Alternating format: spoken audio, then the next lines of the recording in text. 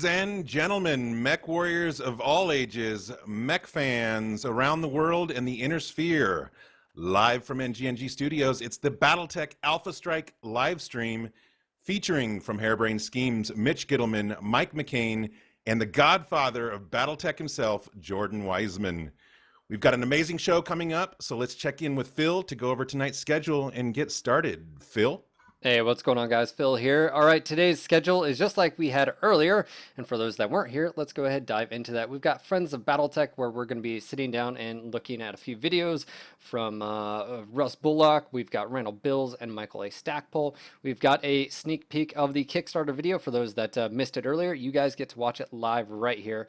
We also have interviews with those three gentlemen we were talking about earlier. And of course, we have a live Q&A set up for where you guys ask questions, and all we're doing is asking them directly. So ask away as many questions as we can. And of course, then we got wrap up. Just want to say thank you to everyone who is here, and hopefully you guys enjoyed tonight's show. Don't forget, if you do have Twitter, Facebook, why don't you guys share and retweet, get the word out there. If you got buddies that are BattleTech fans and they're not aware of this, well, come on, be a better friend. Tag them Get up, on it. You know, get to it. Or if you got buddies that need to be BattleTech fans, which, you know, pretty much everybody. Exciting day, Phil, wouldn't you say? Yeah, man, it's been it's been pretty crazy, and of course, you know, it was one of those things like we knew it was coming. We've got the Kickstarter kicking off tomorrow, and I think it's just one of those things where we finally have a game and a title that's coming down that's going to really represent like the BattleTech feel, right? The getting to the lore and feel, and I mean, and that's what they're pitching here, and you know, again, their reputation. They've had X amount of Kickstarters so far. That, you know, Shadowrun Returns. They've got Dragonfall, and of course Hong Kong, and I'm gonna totally butcher this. Golem No. Arcanum. There we go. And you know, it's one of those things where they have so many under their belt, and I think that just sort of shows. But anyways, enough of me. It's one of those things where Well, no, not enough of you. I think we should touch again on kind of how much BattleTech and MechWarrior is a part of our lives, because, you know, do you want me to go first this time? yeah, you can go first, but combined between the two of us, we've got 50 years of BattleTech and MechWarrior history. Now, of course, I'm old. Most of that is me, but you've got a significant amount. How did you've told me before, but how did you first get into BattleTech and MechWarrior? Wasn't it purchasing a PC or something like that? No. The very first was a novel, and it was Oh. a novel that at the time my mom's boyfriend gave me, and his name was Phil too. And he gave me a book, and he said, "Hey, why don't you read this?" Well, then he remembered it was a little inappropriate, and was like, "You know what? I'm going to take you to the bookstore. We can ride our bikes, and you can pick whatever you want." And I saw a book literally on the shelf. That is how I discovered BattleTech. Was, oh, Do you look, remember what robots, book? lasers. It was the second book in Blood of Kerensky from Michael A. Stackpole. Nice. So when I entered it, and then it turned into running a $400 bill up on multiplayer BattleTech on AOL, and then buying. Actually, I didn't say this one earlier. I bought MechWarrior 2 Mercenaries. We lived in Colorado, up in the mountains, Manitou Springs, literally up in the mountains. Drove all the way down to Colorado Springs and bought this game to realize all the way coming back that I had Windows 3.1 and you needed Windows 95, and like totally distraught.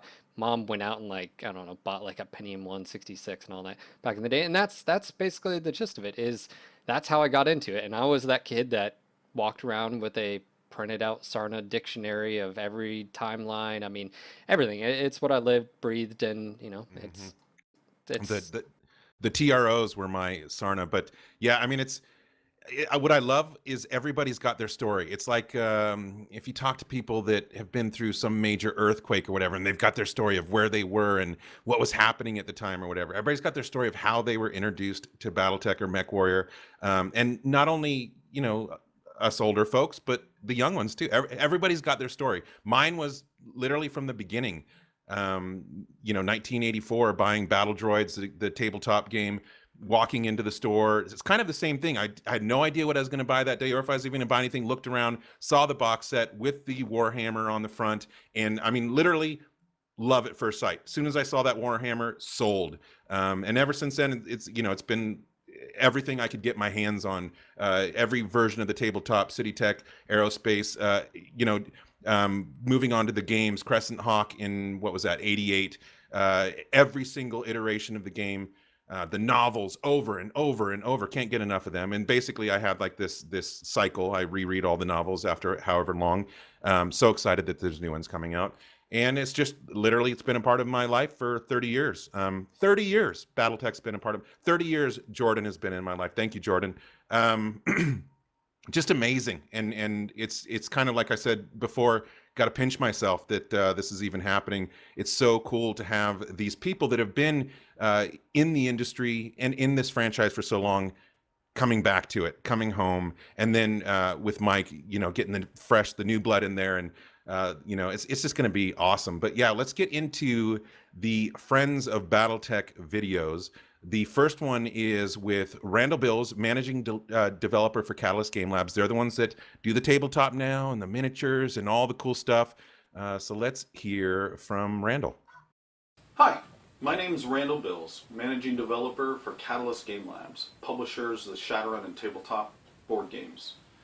So you can see, BattleTech has been a big part of my life for, well, almost 30 years now, ever since Chad, Tony, and I biked on down to the game store and picked up the box set. Got home, tore the wrapper off, and immediately dove into a three-way battle between a Battlemaster, Marauder, and Warhammer. The game was a blast. Once more, I was stunned at the in-depth universe contained in that thin box. Titanic battlemechs clashing across alien worlds, set against a Machiavellian backdrop of nobility and knives in the dark. Yeah, hooked for life. I have a lot of great memories of BattleTech over the years, but I think one of my favorites is right after I graduated high school. Jeff, Scott, Chad, and I, and a couple other friends who rotated in, cleared all of Scott's furniture out of his room. We laid down 25 maps and played 2 reinforced regiments, some 280 miniatures, playing almost every day for 3 months. Pretty crazy, right? But that's BattleTech for me. In fact, I just played a game last night. In the mid-90s, I had a dream come true as I was hired as the assistant developer at Facet Corporation. Over the last 20 years, it's been my distinct pleasure to be a driving force behind the creation of BattleTech. I've written and developed dozens of rulebooks and source books, worked with some amazing authors as we've crafted epic and dynamic storylines, worked continuity on half a hundred novels. I even got to pen a few of my own. Despite everything that I've been able to do, though, the new BattleTech turn-based computer game coming from Harebrained Schemes has me really excited.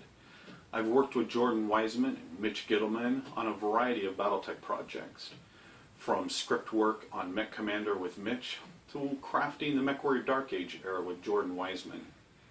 But this is different. This is a return to that original Succession Wars era so many of us began with. A chance to work hand in hand with the original creator of BattleTech as we craft new fun games and amazing new storylines to tell. Again, I've been able to do an amazing things that I love for so many years, but this is a phenomenal new chapter. That 14-year-old boy just under my skin, yeah, he's grinning madly right about now. What's more, I'm really excited about the entire team at Harebrained Schemes. One of my all-time other favorite universes in Shadowrun, their series of games for that setting has been phenomenal. I'm confident they're going to bring that same passion and skill set to this game as well. This is a BattleTech turn-based computer game we've been waiting for. Thanks to you, the legion of fans, who've been here loving this game alongside me all of these years. Why don't you come on over and check out what we've got planned. I'd like just take a moment and sort of comment on a few things. One, can you imagine being a kid and like walking into that area and seeing all of, oh my God, it'd be amazing. Two, Darren, I think I discovered your coffee mugs that you needed on a shelf. I saw those. Dude, those things are gigantic. Yeah, coffee bowls. I approve. You know what I was thinking that whole time was streaming MWO. I'm always trying to figure out what to put behind me. I got on my wall the pictures and the posters and blah, blah, blah. I decided what I want. I want Randall's office. I want that space right there. I want each one of those items. I mean, that is just a dream come true behind him, not to mention his t-shirt. I hope Randall's the type of guy to give you the shirt off his back because I want it. He's just got a dream space there, man. It's everything a BattleTech MechWarrior fan could want right there in one spot. Yeah, I was gonna say, not to mention we've actually met Randall and we've had him on podcasts and stuff, and what he's done for the franchise, and obviously Great guy. yeah. I mean, so Super giving. it's awesome seeing him, behind this as well, and it's just one Yes. of those things like what he's done for this IP and what he continues to do. It's pretty amazing. Isn't it cool seeing everybody come together? That's the exciting thing. And we're going to continue with that. The next Friends of BattleTech video is from Russ Bullock, president of Piranha Games. Take it away, Russ. Hey everybody, this is Russ Bullock, president of Piranha Games, developers of MechWarrior Online. I'm excited to share a quick message with you about the turn-based BattleTech game coming from Harebrained Schemes. First off, it's so exciting to see that Jordan Wiseman, the original creator of MechWarrior and BattleTech, is behind this product. It's a perfect situation, I think, for all fans to have him behind it.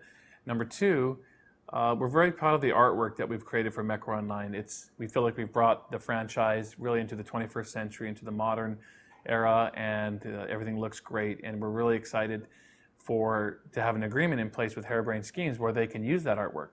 So we're going to bring a level of art consistency to the brand that really has never existed before in this franchise. So I think that's also very exciting for us and for you as players. Number three, and this is the most important thing for you as supporters or potential backers, is that Harebrained Schemes has a perfect track record when it comes to the Kickstarters. So as players, that if they achieve their funding goals, that you are going to get, finally, a turn-based BattleTech game. So I hope that all you guys will show up on Tuesday for the Kickstarter and support the product, and thanks for listening.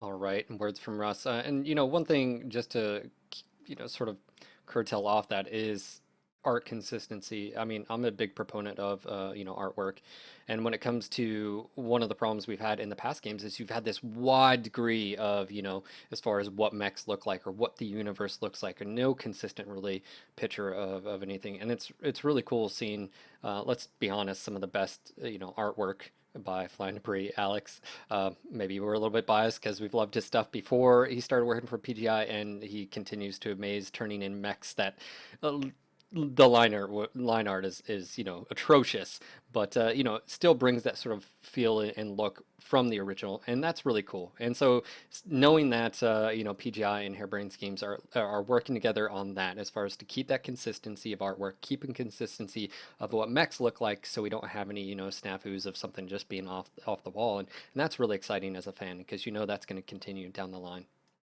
Absolutely. The original artwork from the 80s, the TRO and the line art and so forth, totally loved it. It was perfect for the time. It's always going to hold a place in my heart. But I really feel like the 21st century, the artwork has it's leaps and bounds. Like, we talked about, obviously, Alex, Flying Debris, but there's Shimmering Sword, there's Short Painter, some amazing, talented artists out there. And yeah, but like you said, the consistency is huge. We call it mech porn. It's the era for artwork, and that's being continued obviously with the concept art that we've already seen coming out of Harebrained Schemes. Amazing artwork that, as I was saying earlier, I just can't wipe the smile off my face. It's just every BattleTech MechWarriors fan. Beautiful artwork. I love that they emphasize that they emphasize the artwork, that they emphasize the story. It's all these things that are so deep in the culture and the heritage of BattleTech, and it's going to be much appreciated by me and many, many, many fans.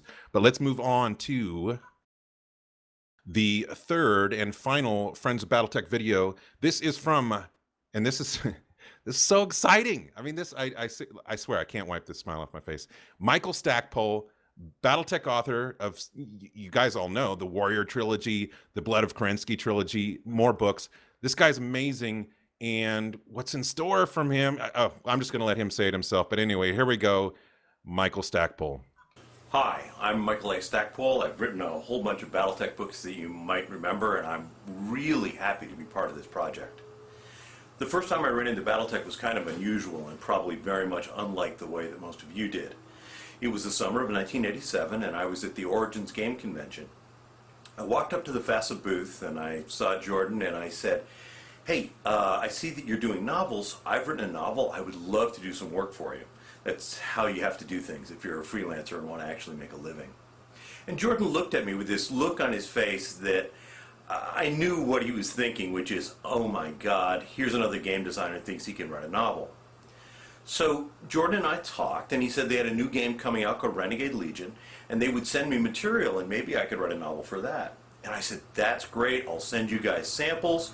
Sam Lewis promised to send me copies of BattleTech stuff just so I could see things. That stuff arrived in the middle of July, and I read it over a weekend. And Monday morning, Ross Babcock calls me. And he says, hey, we got your samples, read the first 6 chapters of your novel. It was from my novel, fantasy novel, Italian Revenant. And he said, I'd like to read the rest of it. And I said, great. I've read over all the BattleTech material you sent me, and I got a few ideas in case, you might need a story. Again, freelancer, caging for work. And Ross says, that's what we want to talk to you about. We want you to do a trilogy. Okay, this is great. I said, sure. And he said, it's going to be 3 books, 100,000 words each. You've got 9 months. Can you do it? This is the point where you decide whether or not you're going to have a career. If I said no, then I wouldn't get the job. If I said yes, I'd have to actually do the job. So my response was, oh yeah, sure, piece of cake. And literally the rest is history of the Inner Sphere. Hey, I just want to thank you guys for supporting this project, and if you're one of the guys who goes for one of the higher level goals, I really look forward to working with you and figuring out what your character is going to be as we go forward. I've always enjoyed interacting with people and writing them in as characters, and this is going to be a great opportunity for you to get involved with this universe that you love. All right, and those words from Michael A. Stackpole, which is really cool because, one, I've never actually got to meet the guy. Maybe we could reach out, get him on a podcast, and swoon over him basically. Done. Done. Is that right? Done. Yeah, I mean, this is what a time to be a battle. I've said that, haven't I, a million times? To be a BattleTech MechWarrior fan, just a resurgence of the games, and now we're going to get new BattleTech fiction. I'll read the books until I can't read anymore. The old books. I will read them over and over again. I love them. But new fiction coming, amazing. And he's taking part in this this Kickstarter. So obviously we're gonna move into the Kickstarter, and we'll let the guys elaborate on that after we see the video. But so let's get on the Yes. hype train. It's time. Hype. It's time for the Kickstarter. I'm just gonna play it. I'm not. That's not. all right, We're not let's BSing. just do it. Jump Let's do into it. Here we go.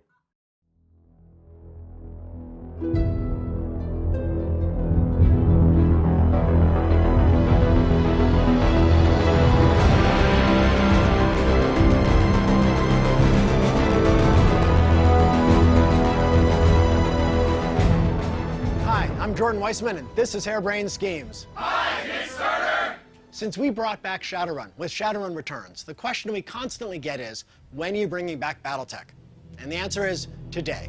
I'm proud to announce that Harebrained Schemes is going to make a turn-based, tactical mech combat game that is steeped in the deadly feudal politics of the classic BattleTech setting. Now, I've been making mech games a long time. Over 30 years ago, I created the first version of BattleTech as a miniatures board game and an accompanying role-playing game called MechWarrior. Over the years, we've explored the BattleTech universe through a variety of different media, including hundreds of different novels, an animated television show, and even the BattleTech centers, where players could get into fully operational cockpits and pilot mechs in a 3D multiplayer arena. Of course, BattleTech is best known for its many video games, including the first, Crescent Hawk's Inception in 1988, the breakout hit MechWarrior 2 in 1995, Mech Commander, the first tactical game in 1998, and of course, the current MechWarrior Online. Not only have I been making mech games for a long time, so has Mitch. The first one we worked on together was Mech Commander, and then he went on to do the whole series. The thing I've always loved about BattleTech is the universe, especially the original setting of classic BattleTech. The year is 3025, and for over 200 years, the great houses who dominate the planets of the Inner Sphere have battled each other to claim the title of First Lord and rule from the throne of a reconstituted Star League. The tool of conquest is mankind's most powerful and versatile fighting vehicle, the Battle Mech, adaptable to every planetary environment and with enough firepower to level a small city. With technology in decline after 2 centuries of war, mechs are precious, rare, and piloted by the nobility. Handed down from generation to generation, they represent a family's heritage, its fealty, and its future. Now, as the Third War of Succession grinds down, the exhausted noble houses look to mercenaries to continue the fight. And that's where you come in, as the commander of your own mercenary outfit. I'd like to introduce Mike McCain, creative director of the Shadowrun series. He'll be leading the BattleTech game with me. I grew up playing BattleTech games. In fact, MechWarrior 2 is one of the first PC games I ever played. So I'm really excited to be working with Jordan and the team here to create a modern, turn-based tactical mech combat game for PC. First off, I like how it's going to be modern now because the young guy's involved. Anyway, as Mitch said, On the battlefield, you'll command a lance of 4 mechs in turn-based combat, unleashing their awesome firepower and utilizing their MechWarrior's unique abilities. To realize all of this action on screen, we'll be taking advantage of Unity 5 to make the 3D battlefield experience as immersive as possible. your previous support has allowed us to deliver 4 games that we're really proud of. And the success of those games gives us the resources to build a great single-player skirmish game in which you can pit your mechs against enemy AI mechs. But with your support, that base game can become so much more. As you can see below, our vision for the game expands in 4 stages. Stage 1 is already paid for. It's the skirmish game we're funding ourselves. If our Kickstarter hits funding stage 2, we can create a single-player story campaign for the game. In this campaign, you'll command your own mercenary outfit, struggling to survive from mission to mission amidst the feudal political turmoil of the Inner Sphere. The campaign will feature an original new story set in the deadly 3025 era of the BattleTech universe. You'll be given missions with a variety of objectives, from sabotaging an enemy installation while posing as a lance from a rival house, to kidnapping a minor noble in order to help aid a client's negotiating position. Between those missions, you'll manage the finances and logistics of your mercenary outfit, from the modifications and loadouts of your mechs to the salaries and skill growths of your mech warriors. If we hit funding stage 3, we can expand that mercenary campaign to make it much broader and open-ended, to put you in full control of your destiny as a mercenary. So alongside the core story campaign, you'll be able to take contracts from the various noble houses of the Inner Sphere. Over time, the missions you accept and the objectives you complete will determine your reputation as a mercenary and what contracts will be available to you in the future. To make the game open-ended, we'll add a variety of side contracts and procedural mission generation so that you can grow and expand your mercenary outfit both during and after the campaign. Funding stage 4 adds PvP multiplayer set in the famous arenas of Solaris 7. You'll be able to take your lance to the arena to fight head-to-head with your friends or to compete in ranked leaderboard play. We've planned BattleTech to expand in these stages so we can be confident we'll make a great game regardless of the funding level we hit. But of course, the more co-funding we can raise here on Kickstarter, the bigger the game we can make. So let's work together to bring classic turn-based BattleTech back to the PC.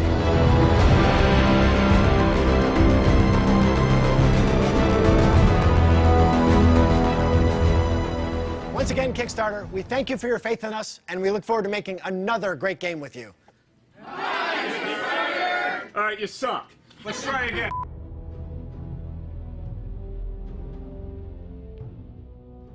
All right, guys, and the hype is real. You guys get to see it again. That is second time today, and for some of you, the first time. And joining us right now, live on camera, we've got Jordan Wiseman, Mitch Gittleman. Is it Gittleman? Gittleman? Is that Gittleman, yes. Gittleman? And Mike McCain. What's going on, guys? Hey, Hi. How's it going? Hello again. We're hot as hell, by the way. and he was speaking If you about don't the say so temperature, yourself, yes. not anything else. Yeah. It is officially, what's the official temperature in here now, please?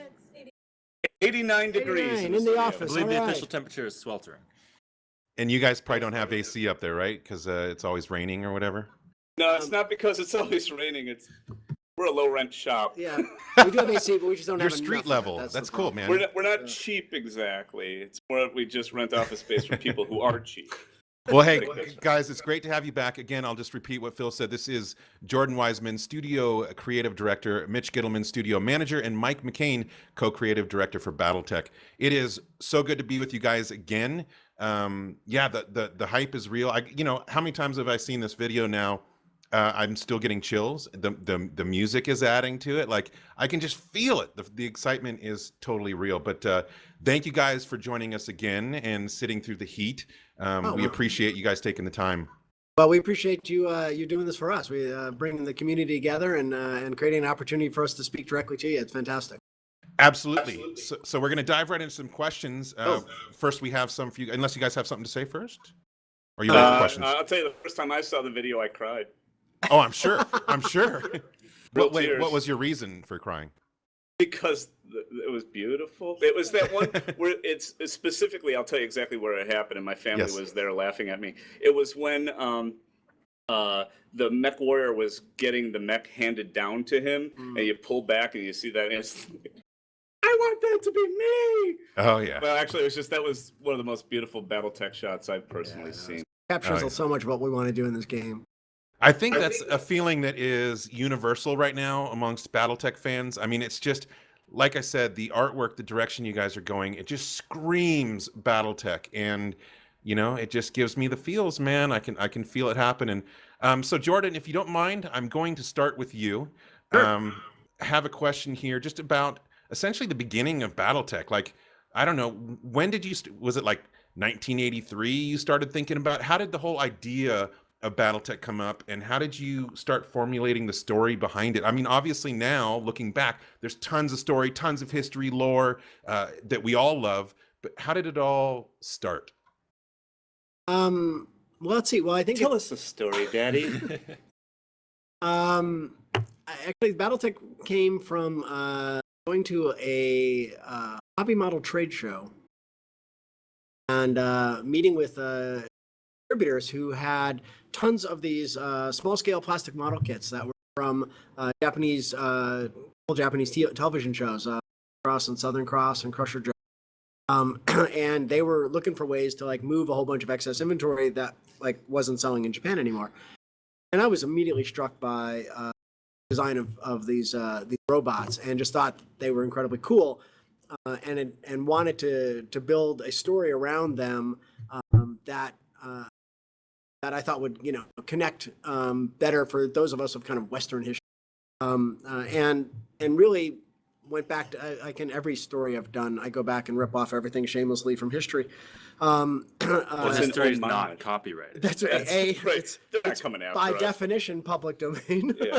But also, I always just find that you can really find a great grounding and starting point in history. People do really weird stuff to each other, more weird Fact than is stranger than fiction. yeah, without a doubt. absolutely. And because it really happened, it kind of feels more plausible, more organic. Authenticity. Yeah, and so in this case, I went back to the Roman successors, built the story around that model, because that was an example in our history where we had kind of technological retrograde, where the heights of glory of Rome were decaying around them as they were fighting to restore the glory of Rome, and in the process actually doing the inverse, right? And I thought that was a fascinating kind of setting, move into the future. And I also just really liked the kind of analogy of moving these robots into really being more giant suits of armor. Kind of that it really is still the person inside, the mech warrior who is piloting that. And the relationship between them and the mech was not kind of mysterious, not one of kind of fantasy, but more of the kind that we have with the machines that our lives depend upon, whether you're a fighter pilot or a tank commander, or just in a commute in LA or something. You develop a relationship between you and the vehicle, Yes. And it's all in our own head, right? I mean, it's just metal and It plastic. depends what's on the radio, Yeah. right?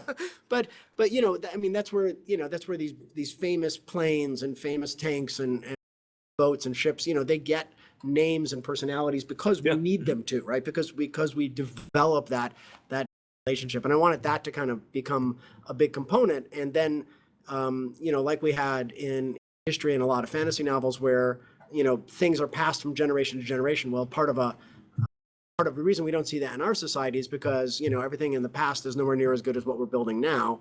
But in a retrograde environment, we would see that, right? If Grandpa's car was better than one coming off the line today, then there would be a fight for who gets it, and it would be important to have it passed down from generation to generation. I think that's one of the cool things.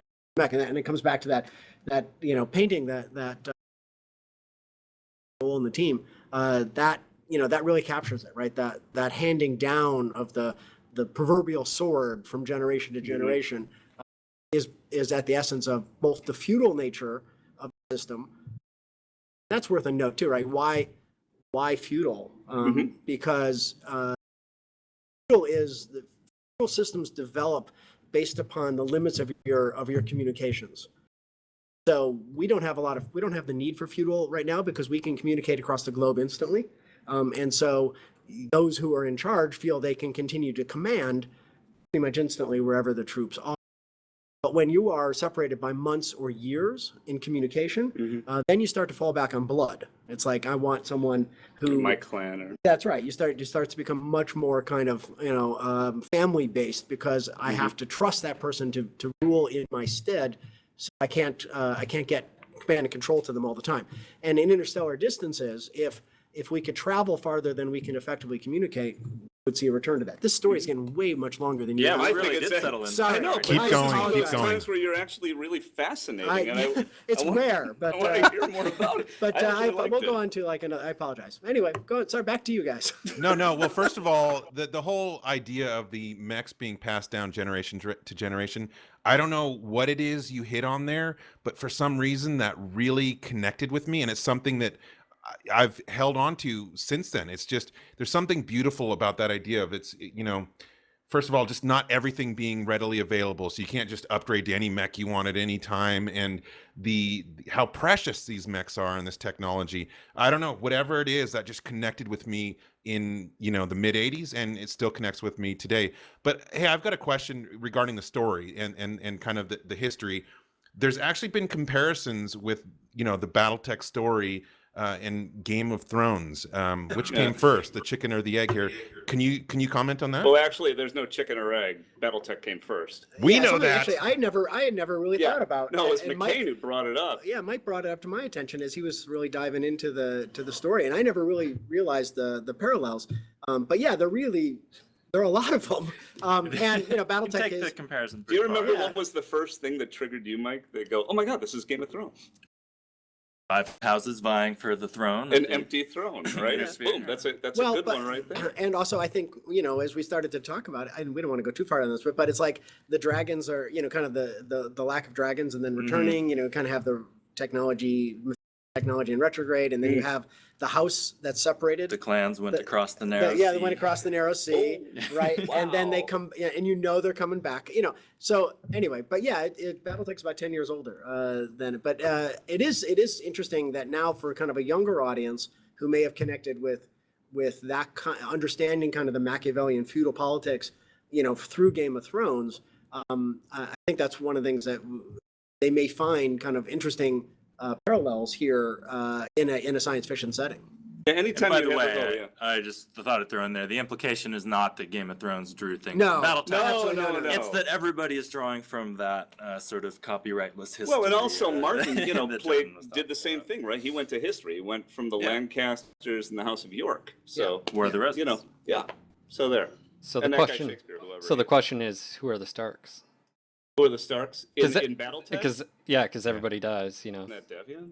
Well, No. Davion has better luck than the Starks. So. Yeah. No, we, God, who would be many would argue it would be Lao because they keep getting the short end of the stick, but they were very different. They're very different. I was just going for the honor. Oh, in terms of honor, yeah. Yeah, just the integrity. Yeah, but they each have. You could argue Kurita, is the house that's probably. Wait a minute, we're on the internet. Ask your audience. Right? They know. You tell us. Can you Someone imagine? do one of those, posters with this. Oh, yeah. The ones that go around. Yeah. What my mom thinks I do for a living. Yeah. Can you imagine a BattleTech with all the stories that are available, a Game of Thrones level production of BattleTech? I would Yeah, we kill. can every day. Yeah, I know. Me Yeah, too. we can too. Yeah. Oh my God, that would be awesome. Write your congressman. All I can say is Robot Jocks disappointed me so much. But anyway, I got. Don't do that, man. I know, Mitch. I've got a question for you, and that is okay. Because for people that don't know, Mitch Gittleman, Mech Commander, you're the guy. So what's it like for you, Mitch, coming back to BattleTech after about 15 years? First of all, I think you need to put that on your business card. Mitch Gittleman, Mech Commander. That's Oh right. yeah, don't you already have that? No, it's a small card. Yeah, actually, all of the intellectual properties that Jordan's made are really long words and very hard to make logos for. But we digress. Yeah. It's sort of like Jordan. It's coming home, and it's coming home in two ways for me that I think is really important. For me, it's a chance to do better on stuff that I've done in the past, which I love. And by doing better, really, I think the stories in the Mech Commander games were good, and I think that we can do far, far better than that, especially with the glorious writing team we had here for Harebrained Schemes that did the Shadowrun series. And so it's a chance to come back and really sort of show, oh, look, for me anyway, I'm older, I'm more experienced, and I think I can make a better game. So, or at least contribute to a better game, because it's really these two. So that's one thing. But the other thing, but the other thing is that, Jordan's been working a lot on Golem Arcana and their secrets. So it's a chance for us, we started working together officially on Mech Commander 1. So it's a chance for us to, collaborate together on BattleTech. And he's the one who made me love BattleTech. When Go ahead, man. All right, this story is profane. I'm warning the audience, this is a not safe for work story. So here it comes. When I first interviewed, we'd known each other for years. We actually met a long, long time ago when we were kids at Gen Con when I was. But later on, we had flirted around with working with each other. We were going to work together on Crimson Skies, the game that was going to become Crimson. And I interviewed for that. I was really excited because I had been working a Pulp Fiction. I was really into it and that kind of thing. And he said, "This is great. Really want you in the studio. We're doing a lot of good stuff here." I said, "All right, listen, just one thing. Just don't put me on BattleTech." And he says, "Why?" And I'm talking to the guy who created BattleTech. I said, "Well, because I fucking hate BattleTech, George." And this is in my interview, by the way. So this to our relationship later. Yeah. But what happened was, that was the moment that I learned to love BattleTech, is when he explained personally, it's not just about giant stompy robots shooting things and crushing people, that it's about this rich history. It's about this epic story, and it's about mech warriors. It's the whole Tomcat thing that you said, right? And Brent from Catalyst Games tells this story too, right? It's like, if you look at the movie Top Gun, right? It's not about the F-14. Right, it's about Maverick and his adventures in an F-14, and all of a sudden it's like, oh, I'm sorry, I get it now. I take it back.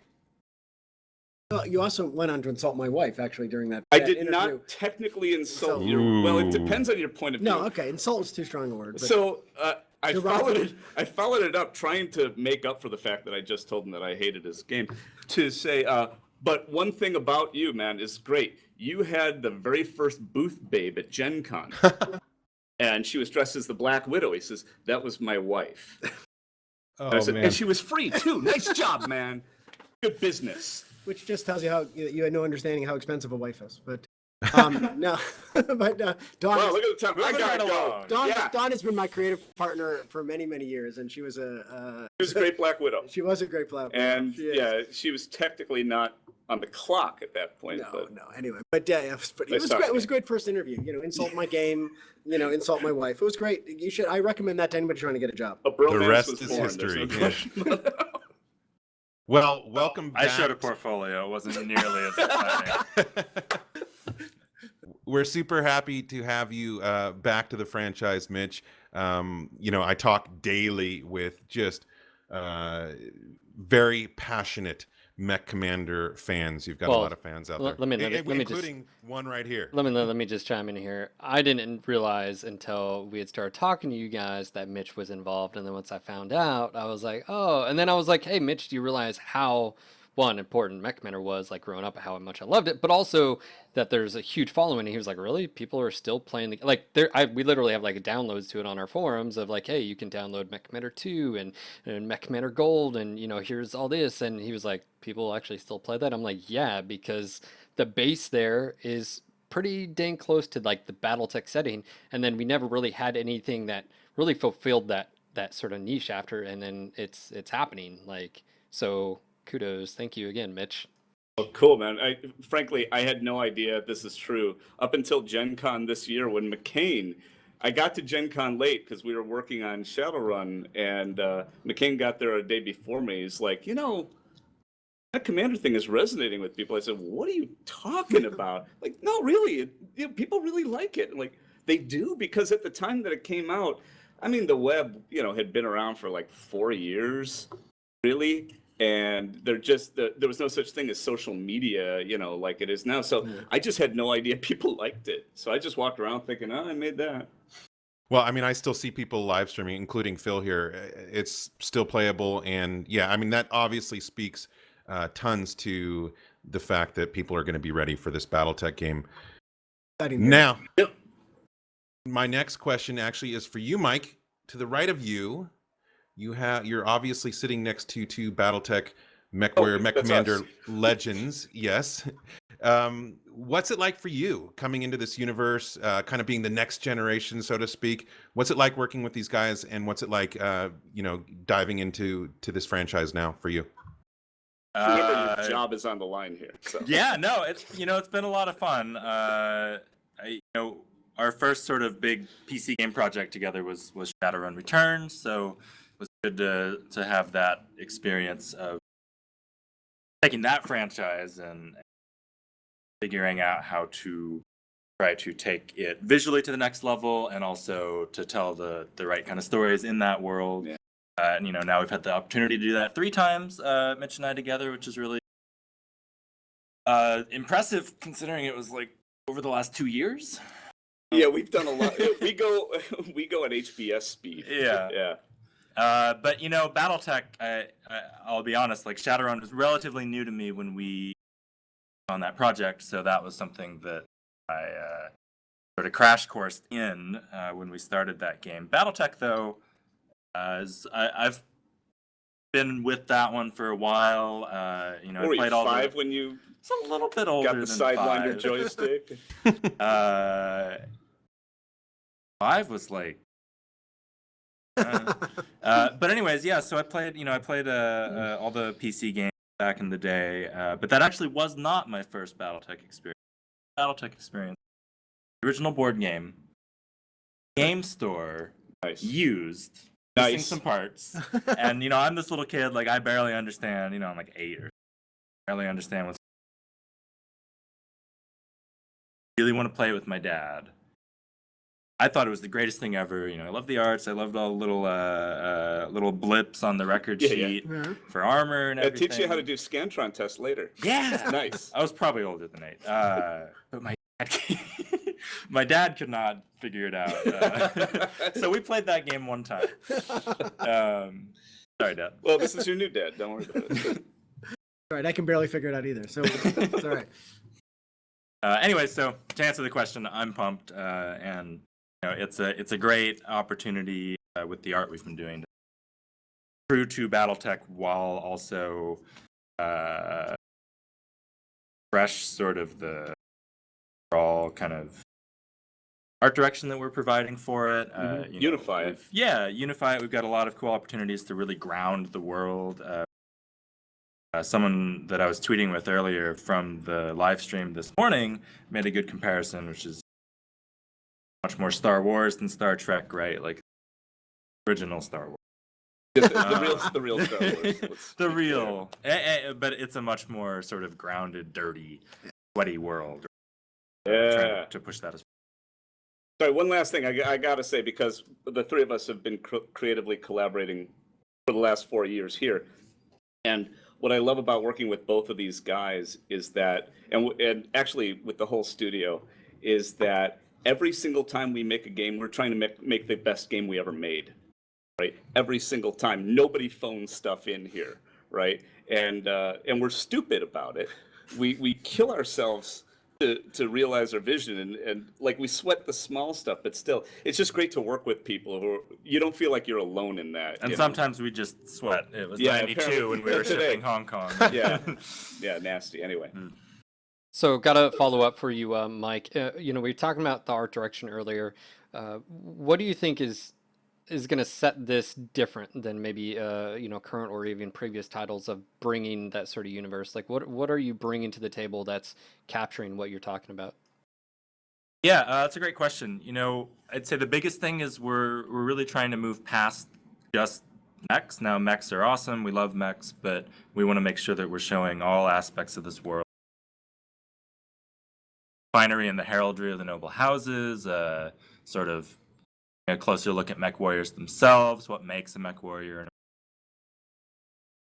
what are the visual form you their lives are like. So, like we did a whole page of Nero helmet design. So, still got a lot of territory to cover, but I think that sense of grit and age and sort of flying by the seat of your pants, right? Like it is like us. Jordan. Well, yeah, exactly. There's a bit of a comparison, right? It's really not just a mercenary simulator. It's a game development company simulator. But I also think one of the things that we're really trying to emphasize, and I think some of this work you'll see tomorrow really sets that tone, which is that this is a universe in technological retrograde, right? And so that means that salvage is important, and it means mechs look like they've been put together out of salvage. Especially when you're a low-end merc company and you're really scratching for a living, things aren't all shiny and new, right? The Star Trek to Star Wars example, great one. And we want to take that kind of to a level we haven't been able to see before, so that we can really feel like the patchwork quilts that they are after having been handed down generation to generation, and modified on the battlefield as necessary for survival, and for and create new opportunities for the warriors. I think that's a really important part.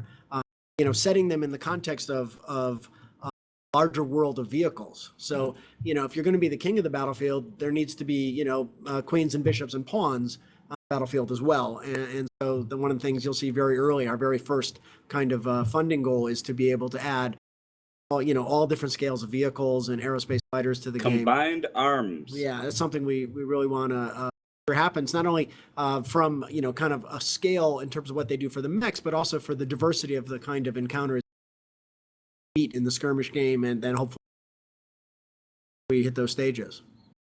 I guess the last thing I'll say for me, I feel like one of the things that's just really fascinating and evocative for me personally about the BattleTech world, communicating that sense that the best days of greatness that has since fallen or has been lost, what remains is a shadow of that. Comes across in Star Wars, comes across in Game of Thrones, and that's a good communicating that. But the other thing is, as we work together, it's not a matter of just the art selling it, right? John Everest Sound and Music is another example, right? The writing, the characters, not only their look and feel, but their worldview also. I may be from Korea, but I don't necessarily, go exactly according to the code, which makes me an individual and actually highlights the code even more. That kind of thing, just 360-degree real people. Absolutely. Want to just comment real quick, guys. Sorry about the little audio issues. I don't know if it's Twitch. I don't know if it's the internet connection. But just to let you know, both the live stream from this morning that we did and this one will be up on YouTube as soon as possible. So if there's anything that you're missing, didn't think you hear or whatever, it will be available for you as quickly as we can get it up. Continuing, do you want us to shout at you? Or? Yeah. I think maybe that just speak up. I don't know. I don't honestly don't know what the issue is. It's the connection. Skype. I think it's actually just Skype, to be honest. Let's be real here. So yeah, which does have issues and it's kind of out of our control. But for the most part, we're fine. We're hearing what you're saying. Okay. I would like to continue. Recently, with the latest Shadowrun release, I myself, as I mentioned before, haven't played it yet. You guys did provide a key. I'm going to play it. I promise. I'm looking forward to it. But as soon as it came out, I heard a lot of people on the NGNG crew talking about it and how amazing it is, the artwork, the story behind it, and so forth. What is it? Can you and so all of a sudden everybody was talking about Hairbrained, and I think there's a lot of people maybe out there that don't know who Hairbrained is. What is Hairbrained? So I was hoping you could just give us an idea what does the name mean and what is the company about for the people that are being introduced to you for the first time. Any of you can answer it. Mr. Weissman, I elect you. So Hairbrained is 4 years old. Started with a handful of people making a couple mobile titles. First one was Crimson Steam Pirates, and then we went on to Trifleet Omega, and then we did a Kickstarter to do what we thought was going to be a relatively small scale Shadowrun game, and we were overwhelmed by the fans' enthusiasm for that game, and so that grew into be really a large, for our scale of studio, a large scale RPG, and over the process of that, the studio grew considerably, and we then tripled for Shadowrun Returns. We tripled, and so now the studio is over 60 people. We are, focused on Shadowrun. We just shipped our third Shadowrun campaign, as Mike was referring to, Shadowrun Hong Kong, and we have a team working on Shadows of Hong Kong, which is a mini campaign that was stretch goals of that Kickstarter campaign, which was January of this year. We have a team working on Necropolis, which roguelike, and we have the pre-production team starting on BattleTech. So the studio's going quite considerably, and we've been just overjoyed to bring together kind of a combination of graybeards and soon to be. people are driving to be graybeards quickly, but we have a lot. It's really a great combination of kind of old pros and a lot of really young, enthusiastic talent. People who made the games and people who grew up playing those games. It's really a fun combination in that regard. Where'd the name come from? Well, the name kind of symbolizes the fact that I wanted a place. I take this on me because I came up with it. No, fair enough. And I subjected you guys to it, but I wanted to have a place that that consciously, kind of from name down, allowed us to pursue our passions. That didn't try to pigeonhole us in a particular type of game or a particular genre of game or a particular franchise, but allowed us to explore a wide range of passions. And even over the short history of the studio, we've been doing that, right? From RPGs to hybrid digital physical tabletop games to mobile games to 3D roguelikes. Allowed us to both build new IPs like Necropolis or Golem Arcana, and fortunately work out licensing arrangements that allows us to go back and explore some of the games which we've created previously. Really dive into those worlds with new energy and new kind of takes on them. And so it's friggin' nirvana, with the exception of the air conditioning system. Yeah, so. And we get to do it directly with our fans too for Shadowrun and for Battle. I think that's a key component, and one of the reasons that for us Kickstarter has been so important is it's not just been a financial mechanism to help us create these games, but it's been a way of establishing and maintaining a relationship with fans of these games throughout the development of those games. That really has had a fundamental impact on how our studio operates. I mean, not only do we really prize that kind of ongoing feedback loop during development, but we also appreciate the kind of emotional support during development. As we mentioned earlier this morning, I think that, when we've both been in situations where it's been like 5 years in developing a game and literally your head's down and like you're it's a isolated. Secret game. Nobody knows you're making it because your corporate masters have decided that there's some great advantage. There's some marketing gimmick for we'll roll it out like just a little bit before, so nobody knows it exists. Imagine if we were still working on Crimson Steam. I know.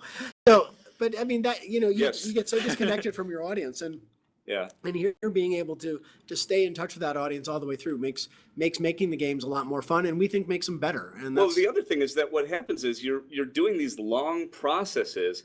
In a cave, you can't tell anybody about what's going on, and you're plagued with this question: are they going to like it when they see it for the first time? When we unveil it, will they like it? Will they like it? And it's just great to just get that out of the way first.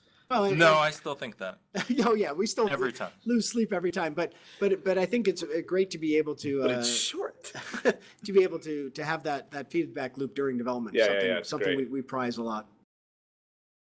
All right. Well, I said it before, and I'll say it again. Graybeards unite. And Mike, they say when a president first goes into the term, if you look at a president after they've served a term or two, there's like a night and day difference. So hopefully we can make a grizzled mech There warrior already out is of a you. night and day difference. I just want to point out now, you should have seen him when he started.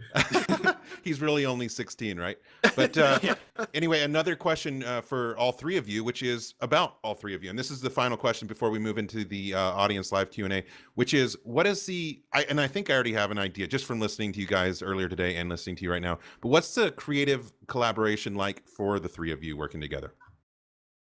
I think it's built on a fundamental mistrust of each other. Bottles, knives, guns. Yeah, I mean, Right. I think that's that's basically it. But nothing above a It's the 22. inspiration We're for the gentlemen. feudal Machiavellian politics Yeah. of BattleTech, really. No, we all have our petty fiefdoms, and we get people to do our dirty work for us, and it's very political here. Yeah, no, I know. So you employ Actually, merc what units. I'm most excited about is that it's about as opposite as that as possible. I mean, Yeah. both Mitch and I have had both the benefit and the challenge of working at much larger places.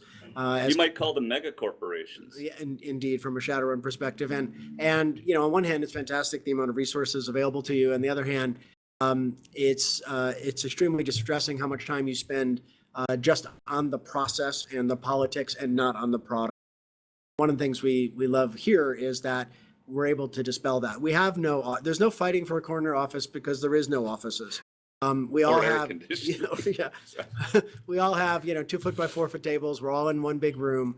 And we love that ability to have kind of seamless communication, right? That immediately see what's going on in the team. There's no, kind of like scheduling a committee to have a meeting to schedule No, I have literally been in meetings. I can't tell you what company, but where we will have meetings to plan how we're going to have a meeting that somebody else is involved in so that we can then bring that to their boss. I have no idea what company you're possibly be referring to. I'm just saying those things exist. And in that company, you can use PowerPoint presentations. So it can be pretty wild. And it's not a rule here, but I think we've had one PowerPoint presentation in our entire experience internally. Internal, right? But it was a good one. We do use them to communicate externally. Yeah, it was a reasonably positive experience. But the heckles on the back of my neck stood up just a little bit. So yeah, the process is, if I may, and I mentioned something like this before. When you think about it, that you're not doing sort of a one and done type thing, where you have a long-term relationship. We consider our relationships in the studios. We're trying to be long-term. Jordan and I are long-term. And so when you do that, any sort of hiccups along the way, I mean, McCain and I violently agree often, right? Or whatever. It's just like, you screwed that up. It's like, yes, I did. And then we move on because the relationship is strong and it can survive any of that kind of stuff. And once that happens, you get into this feeling of freedom where you can be yourself and be creative and not live in fear that somebody's going to fire you for something you said. It's about putting great stuff on screen, and it's always about the game, always about the game, always about the audience. One of the key words we have here, so important to us, is respect, and that respect is really among your coworkers, because if you truly respect them, then you can disagree with them. That's right. And that can still be very constructive. And one of the things that's really important for us is constant respect for, because they're who we're making this for. They're the boss, and ultimately, so we never want to get in a position where we're kind of like, oh yeah, they're gonna like it no matter what, or we're we've been around people like that. Yeah, and I'm not talking about at the major corporations. I'm talking about plenty of times. We've heard people refer to gamers or their audience, with disrespect, and around here, that's a firing offense. So that respect really has to flow 360. That keeps the whole development positive, fun. I mean, always said, people can tell if you were smiling when you made it. So we work really hard. It's important for us to make sure that it's a really positive environment. Death slog, because drain the joy right out of a game. Well, it becomes work. McCain, do you want to refute anything we just said? There's still plenty of work. Yeah, I was gonna say. That's fair. That's fair. All right, let's take some. We want to talk questions to them. from From your bosses, right? From our bosses, Yes. absolutely. No TPS reports. Right. Oh, TP. Oh, Well- yeah, I'm going to have you come in and work. You didn't get the memo, Mike? Well, I think it's very obvious that you guys have a unique and pretty cool energy together, and that is great. Thank you for answering those questions. We are going to move into the questions from the live studio audience. So, Phil, I think you've got the first one. Go ahead and get scenes switched up here. Obviously, guys, so at this part, you guys ask questions. Make sure to tag me at NGNGTV. That way we can see them. We've got a few mods in the channel that are going to be taking those questions, putting them into our document, and then we're literally just going to be reading them. If I can't say your name or pronounce your name, I apologize. I'll do my best. And we're just going to kick it off right from the start. Let's see. We asked a few of these earlier, but I think it's important to repeat a few of them. First one is, how long in development is the game so far? Currently, we're in pre-production. We've been started pre-production about 2 months ago. We would anticipate pre-production will run another couple of months as we finish due diligence and kind of all the concept art and art pipeline planning, technological underpinnings planning and prototyping. We're doing 4 game loops now. And then kind of towards the end of the year, start bringing in the size of the team will start to expand, start bringing more people into the team. Right, the prototype team we keep very tight, so it's a tight communication loop. Right. There aren't a whole bunch of voices. And the other thing is there aren't a whole bunch of people that you're distracted trying to keep busy. You focus on the game. And then we anticipate total development, including, kind of from now to ship, is roughly about 18 months for the entire game. All right, that's a good question, and let's move on to the next one, which is actually, again, we did touch on this one before, but we're getting a lot of questions again. We're on this topic, and this one is for all of you Axeman, Hatchetman, and I guess even Highlander fans, which we brought up early. Melee and Death from Above, are those going to be in the game? Yes. Yes. Yes. Yes and yes. Yes and yes. So this is one of the things that one of the reasons we're really excited about turn-based is because we really wanted to offer a much deeper kind of tactical control, level of tactical control than you're really able to do in real time, right? Because mechs have a lot of stuff going on, right? It just becomes information overload, trying to convey all that. Even in an RTS like Mech Commander, we had to make abstractions because it was too hard to track all of the data. But in a turn-based, we have the time to be able to have people consume that information on their own kind of pace, and that allows us to do things like Melee and Death from Above, which are both key differentials of BattleTech to other giant stompy robot things. And so that's something we kind of all of our design and our prototype game engines are all vetted across, and they making sure they can support both of those key features. All right, next question we have from Bronxta, and he says, will there be destructible environments? To what Mike? extent, we're not sure, but we definitely want a high level of reactivity.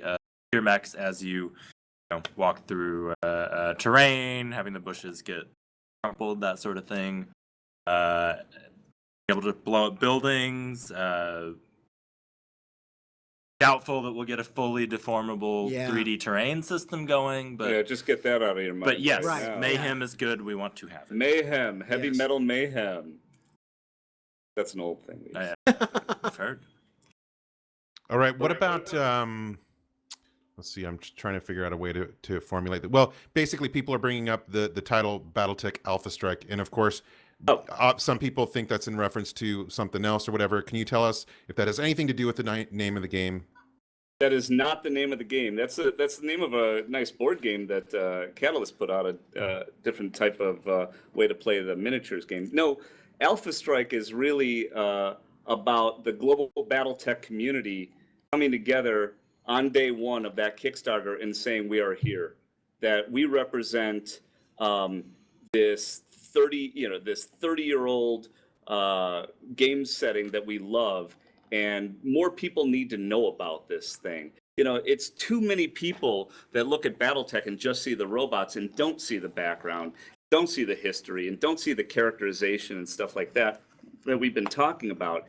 And so it's a way for everybody to make noise by, if everybody in the, what would happen if every single BattleTech player or lapsed BattleTech player or somebody who remembers the BattleTech cartoon, if we all backed on day one? What if we backed on day one, hour one? What if we literally just put all of our weapons on one button and pushed it? What would happen? And I think we'd leave a crater in Kickstarter, and then we would get some serious attention. BattleTech would get some serious. So that's what the Alpha Strike is about. It's everybody saying, now, fire, now. Yeah, so everybody look up your key mapping, figure out which key is for Alpha Strike, and let's do it. You know, the amazing thing is that this community, and I've said it again, there's going to be several things that I've said before, and I'll continue to say it. This community is amazing. I love the BattleTech community. Without a doubt. Yeah. Yeah, it's worldwide, and that's one of the things that just blows my mind. Every single day I'm on, voice comms with people in every country almost in the world, and just consistently, it's a worldwide audience and so many different communities. There's people that play the tabletop online via forums. There's people that play the still, Mech Warrior 4 and Mech Commander and, or MWO. And there's all these communities all over in all these countries. And I want to see the same thing from you guys tomorrow. I want to see just an Alpha Strike and see this community come together and just blow minds. It's totally By the way, I'm possible. talking to you, Mech Warrior. Listen to me. Okay, it's not, Mech Warrior, listen to me. It is not about you firing your button. It's you leading all of your friends, your lance, right? Everybody needs at least 3 friends for their lance. Everybody pushes the button, right? Sharing is caring. Absolutely. Phil, you got the next He question? always wanted to do the pack. I've always wanted to do that. That's the banner behind him. Oh my God! It's as Americans love a winner. It's as close as he's going to get. It will not tolerate That's a why loser. he had to go. I for it. had to, just one time. Yeah, it's Beautiful, been there. Mitch. It's deep in his soul, and he had to do I that. am too. So. We Let's hold leave a this crater on line. Kickstarter, that's all.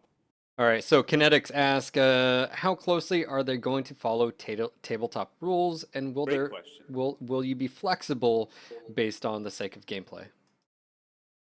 So the latter. Our goal is to really reproduce the spirit of the tabletop game, and actually that actually means we won't be using the exact dice mechanics of the game, because that's not what's appropriate for a PC game. We want to be able to that's A, and B, have the advantage of having designed 30 years of games in between the two that You may have learned a couple of to things. learn a couple of things. But our goal is to make sure that the universe and the kind of aspects of the mechs that were reflected in the tabletop are accurately reflected here. So that, what your expectations for what an LRM-20 or a catapult does are faithfully reproduced here. The mechanics of those are going to be different underneath the skin, but the results should be the same as a player. Feel the same. Yeah, so exactly. That's kind of where we're going. We really want this to be, feel as deep or deeper than the original tabletop game was. We're just going to probably get there through a different route based upon the availability of the technology and 30 years of game design progress in between. Hoping that my dad will have better luck with this one. Nice. That's a good goal. All right, guys, got to So follow we're up. not dumbing anything down. Gotcha. No, I mean, one of I think big kind of user experience philosophy for me and for us at the studio is layered approach to information, display, and communication. UI is like an onion. Ooh, wow. But anyway, so we can surface key battlefield information that can allow you to make a decision quickly, while still allowing you to drill deeper to see what's going on with a particular mech. What the chances for various things to happen are, that sort of. All right, so follow up to this in regards to some people are asking, again, we cleared this up earlier, is this more like Mech Commander, or is this more like XCOM, is this more like Shadowrun? How does this game going to play out? Well, Mech Commander is a real-time strategy game. So everything's moving, and you're trying to give commands in the context of that chaos, right? Mech Commander Gold introduced a pause button to try to help with being able to offer more depth of information in the midst of that real-time chaos. We're on the other side of that spectrum, right? This is going to be a turn-based game. So that's one of the reasons that we can really dive in much more to the tactical command and the risk-reward trade-offs that you're making at every step of the way in maneuvering, in combat, in the use of your MechWarrior skills, which we see being much deeper than the old classic BattleTech where you just had a single gunnery skill and a single piloting skill. Yeah. Right here, we really want you to be able to train your mech warriors, for specific classes of mechs, and even potentially dive into chassis where you're training to be a great Jenner pilot. And in maneuvers, right? We mentioned death from above as something we want to do in the game, but that means you have to train a mech warrior to be good at that because it's a really hard mechanic, really hard maneuver to do. And just like you can't take those of us who commute every day and put us in a Formula One and say, yeah, go out and race. We know where the gas pedal is, but besides that, we're just going to get ourselves killed. Actually, that's a good point. One of the things, Mech Commander, I loved playing and stuff, but I'm not very good with eye-hand coordination. I'm not a really good sort of Twitch gamer. And frankly, I sucked at the BattleTech pods. I enjoyed the hell out of them. But yeah, Me too. I sucked at them too, but I loved them. I just wanted to hang myself with that one. I know you suck, but and so that's what's great about a turn-based game is that now it's me and my tactical skill and my creative thinking against yours or against the AIs, and I think for a BattleTech player, more BattleTech players should be able to come to that to the table with us, and I appreciate that about it too. As far as comparing to Shadowrun and XCOM, one of the things, that type of tactical squad game is very cover-based. Mechs don't hide behind crates very well. So it's things like that that will lead to sort of a very different mechanical experience. I will call out one particular thing that I really enjoy about XCOM is that you have a deep tactical encounter around half an hour. So that's a philosophical goal that we're going to have as well, is that strategy doesn't need to mean hours and hours of plotting. It just means the right information, right tactical complexity. And one other thing we've talked about is mech warriors can you'll have to recruit more. Yeah.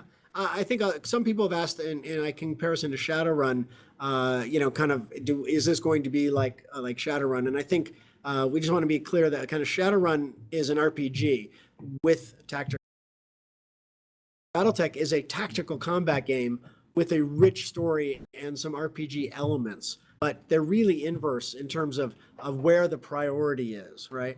Priority is in dialogue and conversation. In Shadowrun, because that's a huge amount of what an RPG is. Yes, there'll be dialogue, but it's not in BattleTech. The emphasis is on the tactical command of your lance, and then the story is to really give that a rich context and connection to the larger world story in which it's set.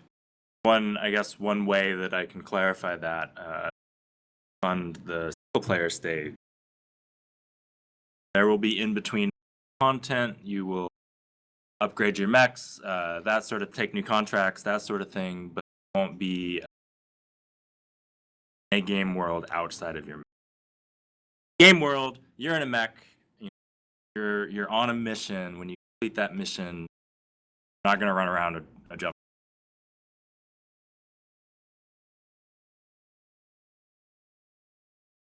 All right. Sorry, we're having some audio technical difficulties. I think it's hard to tell when you stop or if it's just Twitch cutting out. Okay. Yeah, it's Skype. It looks. I'm just watching your guys' packet loss, and maybe someone's downloading something. I don't know what's going on. Sorry about that, guys. I don't know if it's on. I mean, our office is like a lot of people have gone home, so it's probably not our office. I think it's just Skype. And so #blame Skype. But hey, so we know about the single player potential for the game. We know about the PvP potential for the game. There's been a lot of questions. I'll take this one from Kirasani, just about the possibility for co-op. Is there any possibility for co-op in this title? And if not, future possibilities maybe? Co-op is not on the table for this title.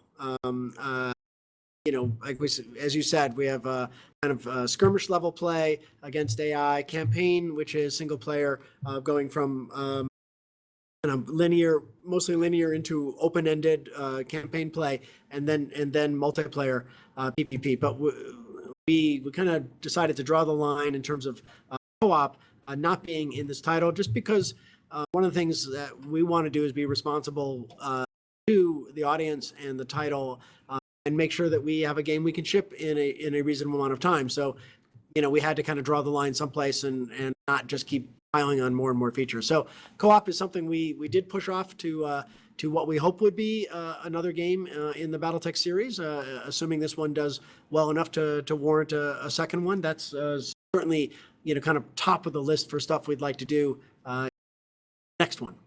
I'd like to add to that, because I think that's... Or an update. Yeah, or Yeah, I guess, but there's a potentially thing, an update. no, that's a great point too. One of the things we've learned, now that this is our fourth Kickstarter and having made games together for a while, right? It's all about that focus. Yeah. And it's so damn easy when you're making the game to what we call feature creep, right? Just this one more thing, And what will happen is it's death by 1,000 cuts. And what we need to do, what good game developers do, in my opinion, the ones that I've seen, the ones that I've personally published, is they focus and they say, we're going to do these things and we're going to do them exceptionally well and we're going to serve our audience that way.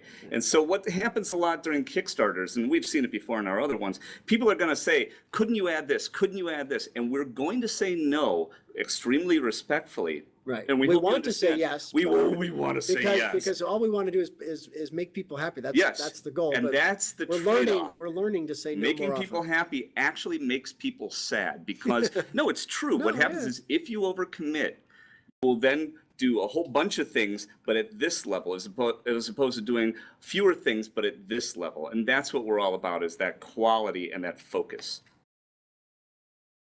All right, next question we have is from Wildstream, and he says, how deep is resources management being considered? And actually, just to expand on that, logistics, a lot of questions about logistics. So maybe you can talk about all that.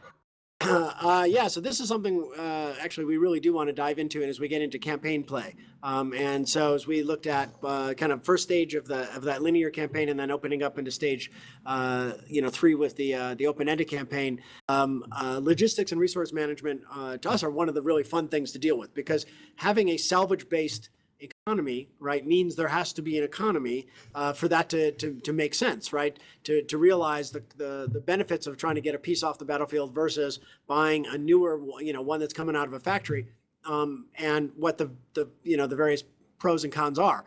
So yeah, we want, as managing the mercenary outfit, to engage not only the tactical command on the battlefield, but having to wrestle with paying salaries and paying you start out with like a leased Sounds drop like a ship. game developer simulation, now that I think about it. But yeah, you got to pay for interstellar travel and repairs on the mechs, on the mech techs, to do it, and then wrestling with, what do I salvage, what do I repair, what do I replace, all of those kind of logistics. As we get into the open-ended campaign, one of the things we'd love to really dive into is the negotiation of the contract with the houses, because there's a whole bunch of richness there, but where you can get into the petty politics of who you're getting the contract from, because House Davion or any of the other houses, they're giant, and who you're dealing with in there, and what their agendas are, which might be actually even counter to the larger house agenda. You get caught in that crossfire. Those are, to us, fascinating things, and then they have great kind of dynamics off the battlefield, but then can have different ramifications when you're on the battlefield as well. Now, those are great concepts, as Mr. Weissman said, and none of those are commitments necessarily. In my role, I just want to reiterate here that There's a little disclaimer at the bottom. yeah, of the there's a screen. little disclaimer. These are the sorts of things we want to do, and that's an example of, like, if you get more money rather than going for feature after feature after feature, what if we just made, for example, that core feature of managing your mercenary outfit have even more depth? So, But yeah, logistics and resource management, huge. big ticket for us. All right. Oh yeah, we're done. And we're done. Antsy. Thank you. Let's see. There's a few questions I'm going to try and combine here. do you guys have any plans for famous Inner Sphere personalities in the games, the Fox, Katrina Steiner, etc.? And then also, is this game going to be considered canon? Wow. All right, you want to take one and I'll take two? I'm Sure. taking nothing. I'm out. Yeah, one of the way that the campaign is structured, we've got these 4 major funding stages, but within those, we've also got some intermediate goals on the way up to the next funding goal. And so one of the ones that we're considering to add into the expanded mercenary campaign, legendary mech warriors and legendary mechs that you can find hire for your own. Yeah, because both the mechs, there are certain famous mechs that have great kind of custom loadouts and rich backstories, as well as lots of famous mech warriors, right? Wouldn't we all like to have the Black Widow join our unit for a while and be able to send her out on the field on our behalf, and that kind of thing we really want to do, and so that's one of those stretch goals within the campaign. Cameos too, outside of your own unit. Yeah, exactly. So you're not going to get to command Hans, Davion in a lance, in your lance. That ain't happening. But being able to encounter him if you've managed to work your way up the food chain within, importance in House Davion, would be a great thing to be able to have, kind of a cutscene with and missions that are coming from the office of president. From the first prince, we'll say, get it right. But so yeah, I think that kind of thing would be really fun.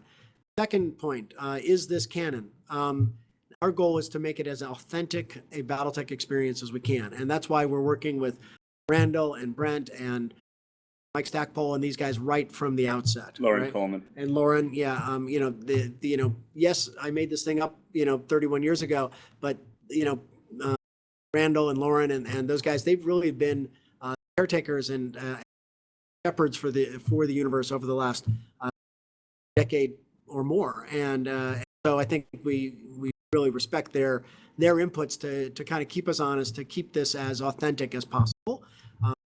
Canon is a tricky word because there's a hell of a lot of it out there, right? And so I don't think we can sign up to say we won't violate some piece on some page someplace, but we can sign up to say that this will be an absolutely authentic feeling game that's really steeped in the story that we all know and love. We definitely are not setting out to break anything. Sure. Good to know. So I got a follow-up question, guys. We were talking about characters, and we made the reference to Game of Thrones earlier, and someone mentioned her name, Katrina.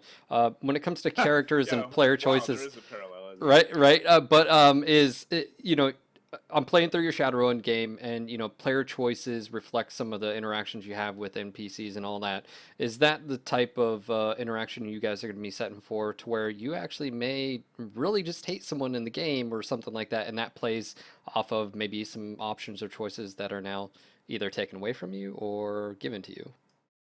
Yeah, we'll see how that kind of stuff plays out in development. I will say generally, BattleTech, it will be more likely that choice, again, assuming that we're locking those later. I think it's more likely that you're standing with someone as the result of an action or a mission you decided to take, rather than a choice. Shadowrun, there's a lot of sort of conversational sparring. BattleTech, it'll be much about, did I choose to take this mission against a rival house? Or for instance, in the vague example I did before, if you're working with a particular mercenary liaison from a house who says, okay, here's the official mission, right, and you need to go and destroy X, but just between me and you, my cousin's got a bunch of stuff stored in warehouse number 27, and I want you to go capture that. Don't report that in the official unit. Just bring that back to me, right? So we might give you this kind of side objective outside of the official mission. And if you don't accomplish that, well, then he may have be pissed off at you and react differently to you next time, or so on. So but as Mike said, that's going to be done more by what you achieve on the battlefield or choose to take on the battlefield, as opposed to, kind of more conversational based. Perfect. I was just, you're banging the. Oh, you're making sorry. noise. I'm making the world shake. I apologize. I won't do that. I don't know. We should do that. We should make the world Tomorrow. Every mech, yeah. Tomorrow, yes. Thank you. What are we gonna do tomorrow? I'm sorry. What, Mech Warriors? Make the world shake. It's Alpha Strike. Yeah, no, hey, Jordan, you're passionate just like the BattleTech Mech Warrior community, and that's a good thing. Let's see. Next question. Hawk819 wants to know about Aerotech. Is there any chance to see aerospace, drop ships, jump ships? Is that going to play a role in the game at all? You didn't do a spit take when he said that. That's awesome. I was expecting it. So, do it again. so the answer is yes. So the very first kind of funding goal in the campaign is to add combined arms, and as part of combined arms, one of the things being able to do is call in if your mercenary unit. Well, in the skirmish game, you could set it up so that you have part of your assets, Aerotech support. But in the campaign game, you'd have to build up your unit to the point where it has Aerotech support. But then you could call in strafing runs, battlefield support, suppression fire, so on for in the mech game. In the campaigns, dropship and jump ships are important. Which ones you've got determine how many units you can move around and how quick and how far. I mean, certainly you are going to, our premise is in the campaign, you start with a leased dropship, puts constraints on you because you don't own it. But and you can't smoke in it either, which sucks. It's terrible. But we don't anticipate you owning a dropship, at least not in the beginning. Maybe on the extreme high end, where it's one of the things we're looking at for kind of in that open-ended campaign, you might be able to build up your mercenary outfit to the point where you can afford to buy a jump ship. But the use of them is very much important because your logistics and how you moving across and around the inner sphere to the jobs hired for is an important part of the logistics of the game. Awesome, guys. And to follow up, just something with that, space battles, ejecting can be dangerous for your health. Is that something that you guys have considered? No. No space battles. Yeah, we're staying on terra firma for this one. Wait, Terra? Well, no. Okay, sorry. The ground. Firma. Insert planet better. name here, Firma. Yeah. Clans announced, hashtag. We're not hitting Terra. No, we're not hitting Terra. No, we're not taking on Comstar that quick. All right, we have a next question, and it says, when creating your character or merc group, are you able to choose your own background of various selections, obviously house and stuff? How is that going to work? Are you guys going to go sort of the MechWarrior RPG element routes? That's something that we'll figure out, I think, as we get a little bit further along in story development. This is actually another funding goal. I believe it adds on to the. I think it's on the extended campaign. We're still working those out, so they're actually the higher level goals within the stages will be revealed in the course of the campaign. But yes, origin stories. This is something. I was surprised one of them didn't grab my mouth and hold it to stop me right as the begining. So I'm going to try to be it's been a long day. Constrained and say we really I and Mike have sorts of ambitions in this space, and Mitch and Mike are making me. Making's a little strong, sport, but urging you. Yeah. But here's why, and this is important because we've done Kickstarters before, and we've done game development without Kickstarters before. And what you can do is constrain yourself. You can put a straitjacket around yourself, not from a game development point of view exactly, although that's true. It's like, oh, we committed to that feature, we have to do that. But also from a creative point of view, which is actually more important to us. We need to feel flexible. We understand our high-level goals. We understand what our plan is, and we understand the funding goals and the features that we plan to add. We got that.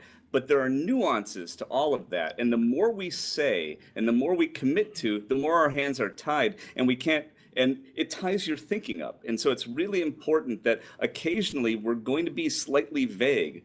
That's not because we're trying to be cagey. It's because we're trying to give our future selves a gift. And you, because you'll benefit from it. I hope that makes sense to you. Sure, sounds good.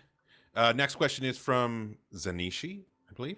And Zanishi wants to be able to pilot a sexy pink mech. And basically, there's been several questions about customization. What are the customization levels going to be, if any? You'll be able to customize the emblem of your mercenary outfit and the color scheme. So you should be able to apply a wide variety of color choices to your mercenary lance. And yeah, so I think just to follow that up for a second, we talked about kind of the importance of the noble families and the whole kind of generational we're trying to bring to bear, and one of those is the heraldry. So one of the things we really want to do in here is to have a great kind of a banner creator or emblem creator, so you can create the herald piece that speaks to you, and match that with paint schemes that you do. Or at least color choices within established schemes. You have a great. All right, sorry, we got some packet loss there. It just spiked and it went back down. All right, so next People question. freaked out about the pink mech. Something like that. Yeah. We've got X-Impaler X asks, can they give any details on funding goals and or the different donation levels rewards, or are you gonna? Yeah, absolutely. 10 o'clock tomorrow morning Pacific time. We'd be happy to provide all those details. Boom! Alpha strike. We got to be There's some there. pretty cool rewards, though. Yeah, the rewards are badass. That's it. They're badass. All right, moving on. All right. The next question is from Darth Wololo. I love his name. He says, how many years approximately will the campaign last? Not, and I'm assuming just like Mech Warrior and Commander, people have been playing it for 10 years, but that's not what he means. He means in the game. Starts The game in fiction. 30 starts in 3025. Does it end in 3025? What are your plans there? As far as our story goes, that we'll figure that out over the course of development. But if we're able to fund the extended mercenary campaign, you'll be able to play. You'll be able to continue to grow and take missions and expand your mercenary unit definitely. So that'll create sort of an open-ended timeline for your. But one of the things we've been debating, kind of have to be careful about it, right? We want you to be able to grow that your company, your mercenary outfit for years, quote unquote. But it is kind of within that universe stasis bubble, right? So in other words, the fourth succession war isn't going to just like start, Correct. Within the context of this game. Right. Right. So it all takes place in that period of time between the end of the third succession war and the beginning of the fourth, regardless of how many years you grow, quote unquote years, you grow your mercenary count. So we'll probably keep track of outfit. time in the game with, years of career rather. Yeah, years rather on than the calendar rolling forward, because it that's a fundamental shift in how the game would be playing when the fourth succession war outside of the scope of this game. In success, though, we would Yeah, we would indeed. down the road. Epic. All right, we had another question, and it was actually in chat. Bearclaw asked, and this one was answered, but maybe you can elaborate. Are you able to play with tanks or infantry or any other things outside of mechs? So right now, the goal for combined arms is just to unlock them as AI opponents. We're not ruling out the ability to command those kinds of units in your own lance on the battlefield, but that's not something that we want to find out if that's fun in prototyping. All right. There's been several questions about Kickstarter and non-US based residents. You guys have a lot of experience with Kickstarter and success with Kickstarter. I guess there's some issues outside of the US being able to fund through Kickstarter, maybe credit cards or something like that. They're having issues exactly. with. Can you guys elaborate on and how you deal with that and what the options are? That's a real PayPal. simple PayPal. day one, button for PayPal, push the button, and then we will update the Kickstarter page regularly to show what our PayPal total is, which will count towards our funding goals. So people that are overseas aren't left out. They're not just throwing money into a pot or something like that, and they're helping the global BattleTech community to move the entire game forward. Does that make sense? Absolutely. All right, great. I hope that this makes is a people game happy. for everybody, and this isn't for Americans or North Americans. It's for everybody, and we're doing our best to support that. Absolutely. One of the things you mentioned earlier on is just, in the years, constantly surprises and delights me to run into vibrant BattleTech communities in Singapore, and the German community has always been huge. Oh, yeah. I mean, we want to make sure that the game is supported around the world as much as possible, and that includes being able to do a fair number of languages.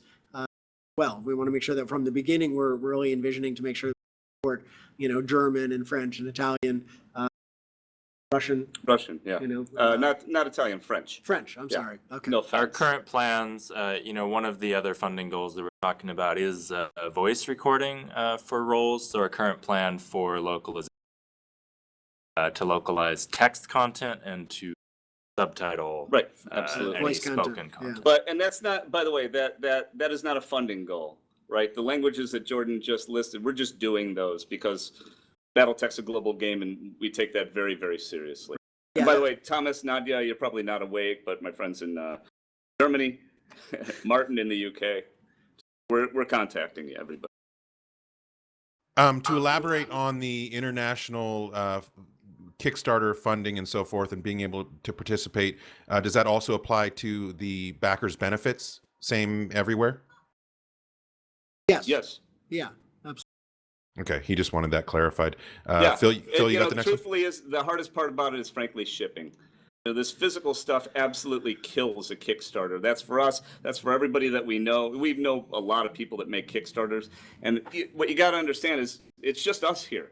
So the people making the game are the same people that are tracking your order, shipping it, ordering it, and all that kind of stuff. That logistical stuff is extremely hard.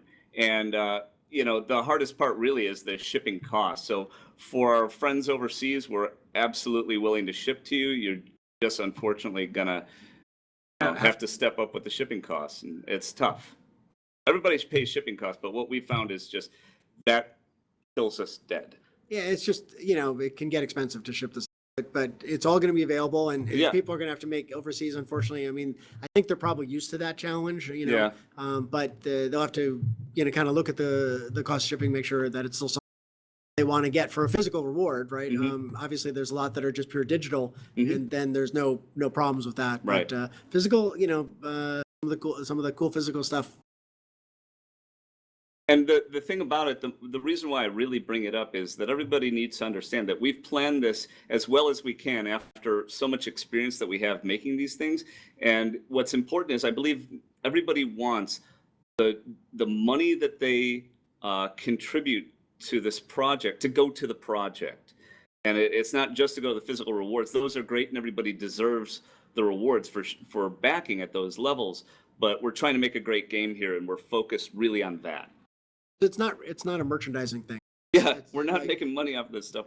The goal is that the merchandise, the physical stuff is a thank you, but we know that where the money needs to go is to help make the game. All right, next question we have is from I don't know how to pronounce this. Someone. Thank you so much. Will you use MWO art, but there will be mechs not featured in MWO? So basically asking is any mechs that aren't in MWO that you're going to be bringing out? New mechs that aren't in MWO. Well, we're still working on the final mech roster for the game. Yeah. That's a non-answer. Yeah, it's a non-answer yet. Good political answer. We're not telling you. Yeah, we're gonna go through pre-production. I mean, I think so. We don't have answers for that yet. All right, since we have features, they don't. Hopefully, they'll be Actually, this is an important point right here. That's a great question. That was an answer. That's not a non-answer. I want to make sure that we We own that, okay? This is where we are in development. This is the sort of game developer we are. We're open with you. We're honest with you. We want a long-term relationship with you. And what we're going to do is treat you with respect and tell you what's going on. So, And if we don't I'm know, happy if with we don't that know answer. yet, then we say we don't know yet. Yeah. You know. Okay. So. That's good. This is a follow-up to sort of this question with MWO and PGI's and concern. Is there any more collaboration between you and PGI? Is it strictly just art and art consistency? Do you guys want to talk about the relationship? Yeah. So yeah, Russ and Brian, who the leaders of PGI, I've known them now for a number of years. They approached me, to their desire to make the game early on, and I can say unequivocally, those guys, their hearts are in the right place. They love this universe and this game. It's been their childhood dream to make it. So I think we definitely connect on that passion level. In terms of the development between the games, there isn't any kind of further development except for trying to kind of create a more unified look to the mechs. So we'll share assets back and forth in terms of art assets. That's they're totally different developments. They're totally different teams. And timelines too. Yeah, and development timelines, and they're in a different place than we are on the timeline. And just They're the style, 2.5 hours away from them. Yeah, and the style of games are totally different. So yeah, so there, beyond the artwork connection, there isn't any other kind of development connection. And the games don't connect. The monetization is completely different. Yeah, I mean, this is a premium game where you buy it once. Very different, really different structure games. All right. The stream earlier today, the European stream, we had a Russian gentleman that really, really wanted to know, and I apologize that we couldn't ask it when you were around, about language packs. Is there any kind of support for people that will not speak English? So Jordan said, we're going to, we commit to, not at launch, we're not committing to them at launch, but we will support after launch French. We'll support English. I'm just going to go out on a limb with that one. Okay. But right, French, German, what's that? Russian. And Russian. That's it. French, German, and Russian. What about Australian? I have a hard time understanding some of my Australian friends. That's a good point, but there may be giant prawns in the game, but I can't commit to that. Wait, prawns or piranhas? Prawns, but there's going to be big cans of beer. Beer. I was going to say that isn't I that hope you just that supports, right? Yeah, just drink some beer. And also, do we have any of that? Beer? Yeah, that would have been really. We actually are right planning. next door to a Costco, so everything we buy is big. All right, Phil, you got the I next do one. have, and it's from earlier stream, but we didn't get to it. Credo74 asks, map editor for players? ? Yes, no. So the skirmish game, you will be able to customize encounters. So you won't be able to lay out a map in detail, but you will be able to say, I want to play this type of mission on this map potentially against these opponents. Yeah, you'll have plenty of control that way. And be able to establish things like, where units start, where objectives are, not be able to customize the actual terrain. And one of the things that we're interested in exploring is different gameplay, different modifiers you can apply to a mission. All right. It has been over an hour and a half. How are you guys feeling? Actually, not as hot as I thought I was enough. right now. My palms are kind of sweaty, but that has nothing to do with you guys. But I think we should probably we have a game to make, and we have a Kickstarter to launch soon. So yeah, maybe we should maybe pick another 3 or so, and Yeah, 3 more absolutely. questions. Make them good. Phil, Juicy. let's fish for some really good. Let's make these last 3 questions as significant as possible. And understand, guys, we are literally sorting through pages and pages and pages of questions to try and pick the most pertinent. There were some that we needed to repeat, and so sorry if that upsets you, but there's just points that we needed to get across. I'm gonna interrupt. Well, I'm gonna selfless plug. I'm gonna ask actually Jordan a personal question. What is one thing that you want to bring to this game that you've always wanted to bring to a BattleTech game? Wow. it's there's a lot on the list, but I think I want to say two because I always cheat. One is depth of tactical control. Ever since been involved in making computer versions of BattleTech, they've been real time. Loved a lot of the different things we've done there. We pushed, we really did push the industry forward on multi immersive world stuff with virtual world. The whole first 3D games available. And so we BattleTech has been a part of so many firsts, and but I've never really gotten to make a a callback to the original tabletop, right? Something that is about the level of control that you could have on the tabletop experience. And so that's number one. And number two, as we've been talking about a lot, is the world itself, characters and the politics, passions of those characters. I mean, because that's what drives those houses, right? Not just geopolitics, but petty passions. And that's what builds and topples governments. See World War I for more details. That's a good one.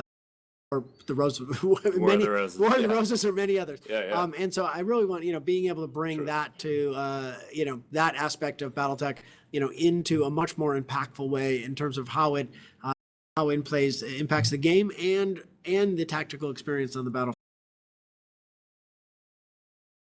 Excellent. Okay, Phil is fishing. I'm not going to count. I hope you guys don't mind. I'm not going to count. We'll do 3 more. Yeah. Yeah, I'm not going to count Phil's. That was just Phil. Yes. Now, several questions about Steam. Are you going to release on Steam? Yes. And GOG and Humble. And DRM free versions. Excellent. So we'll be able to get it through many channels. Yes. Phil, you got anything good? 2 more questions, guys. I don't want to disappoint anybody. I know, right? Because there's so many. The pressure's on you. Right? I love that. We're just gonna sit back. We could do a turn the tables. We could do a short forum Q&A or something if there's like sort of a list of a few things. We can I don't think the questions from the fan base are ever going to stop. But yes. It's a good point. Be careful what you wish for. We have a lot of people obviously asking about the clans. Now, we had previously talked to you about, hey, that's a great marketing thing. Is there potential for DLC or updates or anything down the road? Is that something that you guys would be open and talking about? Well, the setting that we chose is the 3025 era, and we chose that for a lot of reasons. One of which was, the foremost of it was that we felt it was an environment where you as an individual, as the leader of your own mercenary outfit, had the greatest freedom of motion and the opportunity to have the biggest impact, because it was a period in time when the great houses really, relied on the mercenaries as the pointy part of the spear for their Machiavellian political goals. And so that's one of the reasons that we chose that setting. Now, of course, the downside of that is clans, at least with their shiny hardware, weren't here yet. Now, looking back on that, we know the clans were actually here in disguise, right? They were in the role of mercenaries, Wolf's Dragoons. So there is kind of, with that backwards lens on, we know that there are some clans in play, but they are in incognito. So all of their fancy hardware isn't going to be in the game. We don't see taking this game and adding clans to it because of the setting, right? We know it's that pre-Fourth War. Now, in success, if people like this game and creates a financial environment where we can continue to make more of them, then and the licensing relationships allow us to do so, then we would love to kind of move forward in tranches until we do bring all of the fancy OmniMech hardware onto the field. All right. I'm seeing some frustrated people out there that your questions aren't getting answered. Guys, it is nothing personal, honestly. It's just a lot of people that have been doing long days, hard work, and we can't be here forever. We would love to. I'm sure these guys would love to answer every single question, but we've just got to, they got to get started working on the game. And the Kickstarter that launches tomorrow at 10 a.m. PST, 1 p.m. EST, and 5 p.m. UTC. I do have a question from BWC. And we Kendall. haven't eaten today either, by the way. Yeah, they need to eat. I will say that the Kickstarter page itself goes into a fair bit more detail than the video. So, we do hope that some common questions are answered on there. And also, we'll be FAQ updating up the there. FAQ on that. Yeah, we'll be updating the FAQ regularly. So, use the Kickstarter comments page, use social media. It will surface to us, and we will get to those questions too. And one of the things you'll see on there is opportunity for us to do additional live Q&As. One of the things that we've got is kind of a bunch of fun missions for people to collaborate on, to get the word out and to demonstrate their share the love. Yeah, passion for the property. I mean, when we started, you guys were talking about your personal histories of BattleTech, and as we've been out at conventions talking to people over 30 years, just hearing those stories from people about the role it played and their best moments in BattleTech, and that's one of the things we're going to ask people to do. You'll see as one of these kind of little missions later in the week is to do tweets on those, and part of the things that those will add up to is kicking off things like additional QA sessions with live over the course of the month. We're not going away forever. We're just going away tonight. All right, I'm going to take this opportunity. I haven't asked any questions. I mean, I've wanted to know all these, but I haven't interjected my feelings. All right, but wait. I just want to time out because these people do want questions. So we'll answer yours, but we're still answering theirs. Okay? No, well, this is from one of them, but I also am interested. All right, as long as they get their questions in. Absolutely. There's a lot of obviously tabletop fans that are super interested in this game because it's turn-based and it has a lot of the tabletop elements. BWC Hendel asks, will multiplayer export game report data so that it can be used to create a persistent campaign? People are going to want to use it to run campaigns. Is that going to be possible? Ooh, good question. I don't have an answer for that one. Wow, that's awesome. Seriously, guys. So right now the multiplayer is in the context of Solaris 7. So it is arena-based combat. So because of that, we hadn't really thought about how to send it potentially into a campaign among friends who want to meet on a regular basis and play. So I think this would be a great example of the kind of feedback we love from the audience, where you've thought of something that we haven't, and we'll go internalize it and think about it more and figure out, how and where it fits, if it fits within the scope of what we can do. Of course, assuming the campaign overall gets us to multiplayer to begin with.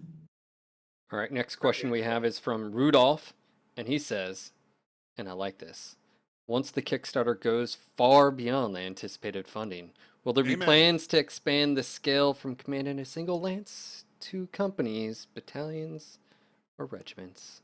I'll start. I'm going to start. You guys, you creative types. Again, it goes back to that whole thing about, we could add feature after feature after feature, and we got to be careful, right? And make sure that we're focusing our efforts on the core of what we're making. It's possible to add features.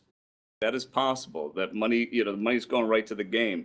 But with Kickstarter, what you won't see during, as time goes on, is us committing to more than you see on the Kickstarter page.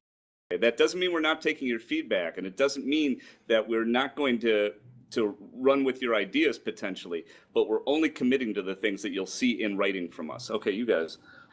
So, company command, though, that's something that we're looking at. But just to be clear, what we mean by that in the current context is that on the battlefield, you'll be commanding a lance at a time.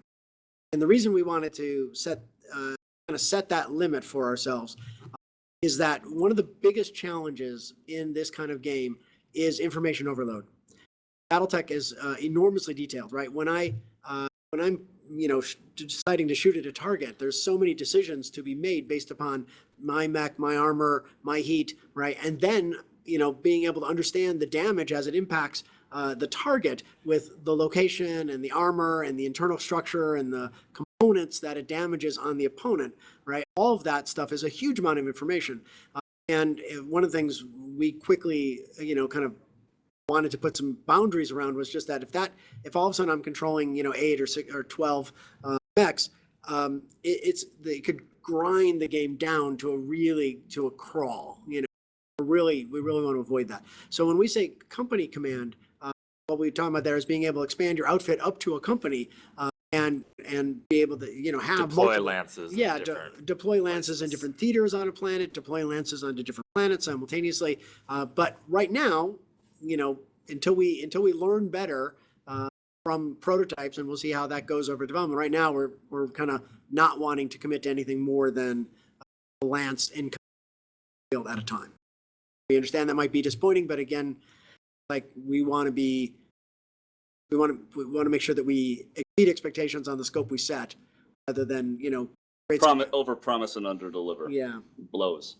Focused like a laser pointer. And Phil, I think you have the final question, which is more than 3, and we're taking advantage of these guys. Why But don't we Phil, go until 8 and see how many short answer questions we Yeah, have? 5 minutes. All right. Five minutes. Let's go. Yeah, let's go. All right. Bam, bam, Phil, bam. the next No, one. no, no, no. Baranter asks, will there be weapons and equipment from different factories, or will that even matter? So different factories, different factions, but same equipment, different stats.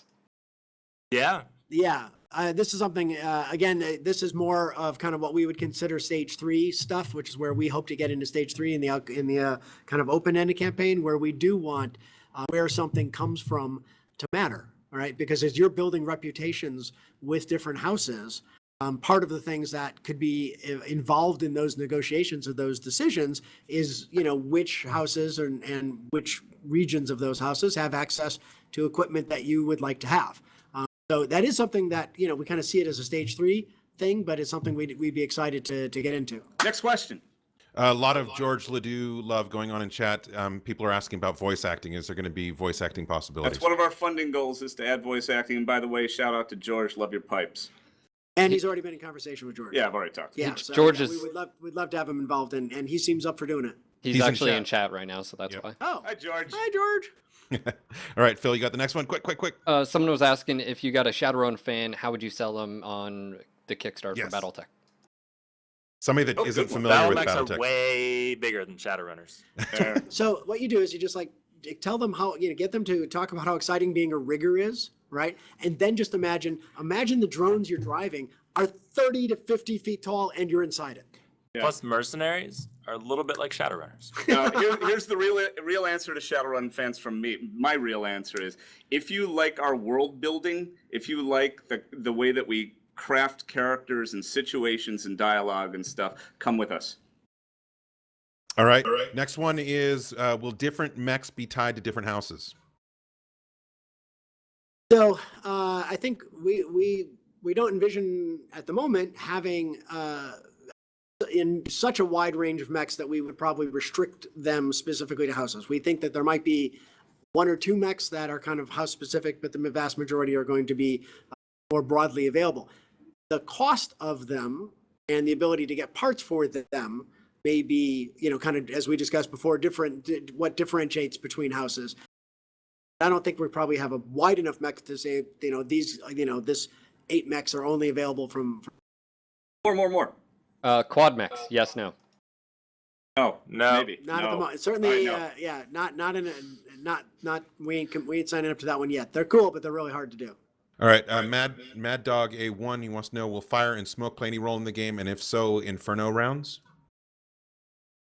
Tasty. Infernos are important for several reasons, Yeah. right? I mean, I think I was talking to the guys over at Penny Arcade, and you know, they were talking about with their first, like, the Inferno round blew his mind, because it was like all of a sudden there was a non-damage armament which had a dramatic play effect in the That's game. so cool.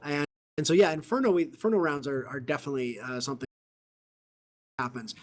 Why don't you talk about environmentals overall? Yeah, I mean, we want to create very atmospheric environments kind of from the get-go. I think that often that's one of the most important scale cues that we provide, and the environments are all about making your mechs look big and sort of have that battlefield presence. As far as gameplay effects of fire and smoke, it's too early to say. All right, next question. Is salvage going to be a thing on the battlefield? Getting in water, that's Yes. gonna be, Yeah. that's going to be important. Yeah. It's BattleTech. All right, Nice. All right, so someone in chat just asked, since salvage is a big issue, will there be a thing that you may not be able to fully repair your mech from mission to mission? Like, you know. Absolutely possible.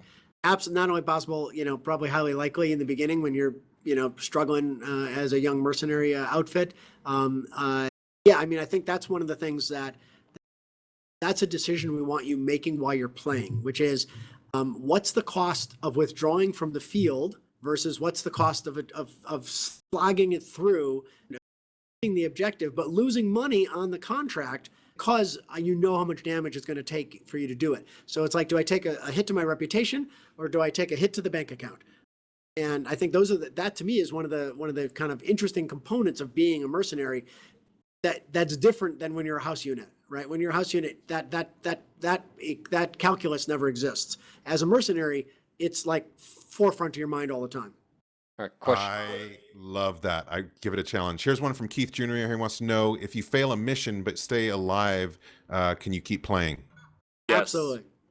As we just said, you could withdraw, you're a merc. Certainly in the extended Extended mercenary game, yeah. campaign, stage 3. Yeah, the stage 2 single player may be more limited.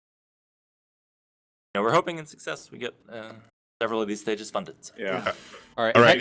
hexes So we got the or final squares? question? Hexes or squares? Well, a classic question. Is that what? Is it binary? Ooh, So you want we're- X's and squares. We're Little squares inside prototyping. X's. Yeah. We're prototyping a variety of options for the Battlefield experience, but I think one of the things that's always appealed about hexes is that they're a more accurate modeling of For movement facing, yeah, in a absolutely. tabletop game. So Jordan and I are hoping to be able to do a free move. Gridless system, which would be the most accurate True line model of sight of and, movement. Yeah, because obviously True both calculation. hexes and squares are abstractions, and they're required for being able to have a game that moves relatively quickly in the tabletop.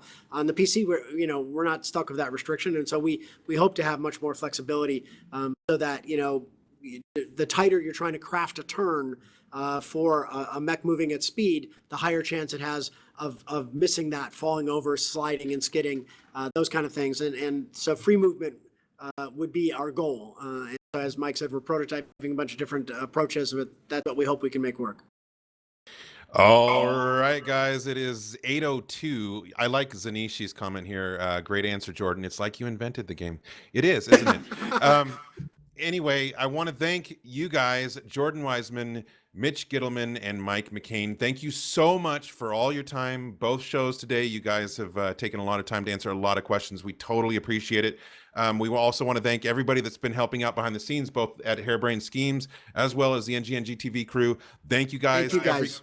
Yes. Yeah, this has been great. Yeah, we want to thank you so much for organizing this and for all the people who help behind the scenes, and most importantly for all the BattleTech fans who showed up to listen to us, wax on, and just we're just so excited to be engaged and have the opportunity to make this game. We're doing this for BattleTech, and we're doing this for you, and we'll be back. You didn't get your question in, we'll get to you.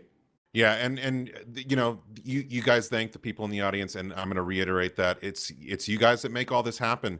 As always, the BattleTech MechWarrior community blows me away, and I want to see that tomorrow. I know it's going to happen.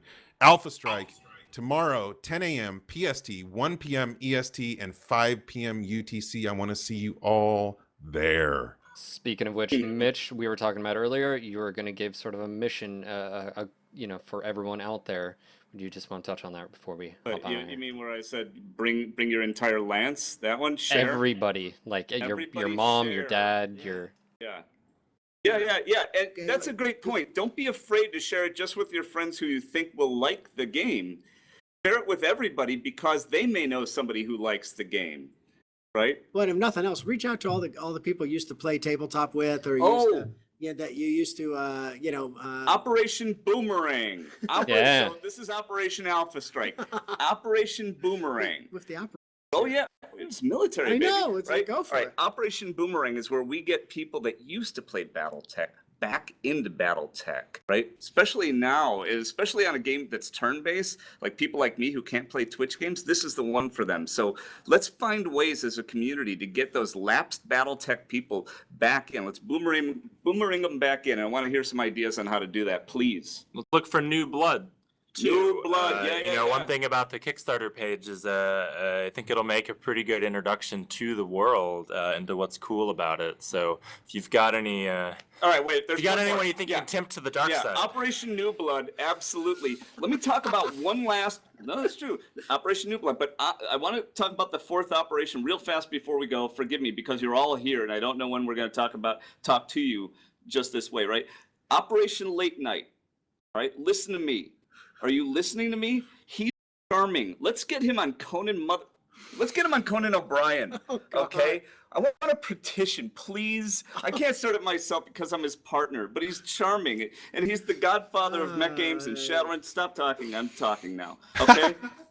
Conan O'Brien, Jimmy Kimmel, Jimmy Fallon, whoever it is. Operation Late Night. Let's do this. What? There's so many schmucks out there. We should have cut. No, this is it right now. Operation Late Night. This is where the fun stuff happens right now. This is the good stuff. And this is why you should be on Late Night. But there's a lot of people asking about the URL, the address for the Kickstarter. Guys, just go to BattleTechGame.com. It's just under 14 hours from now. You will have the link right there. So we don't have the Kickstarter link, but you will get it in just under 14 hours. Put in your email address, you'll get blasted with the Kickstarter link first thing tomorrow morning. But otherwise, just go to Kickstarter and search BattleTech, and you'll find it right away. Yeah, you'll post it everywhere. We'll make sure you can't miss it. Yeah. No. All right. Again, thank you everybody that's been involved, and it's been a pleasure, guys. Dream come true here today, and I just can't wait to see what happens tomorrow. So, Operation Alpha Strike tomorrow, guys. Let's make it happen. All right, thanks, guys. Thank you.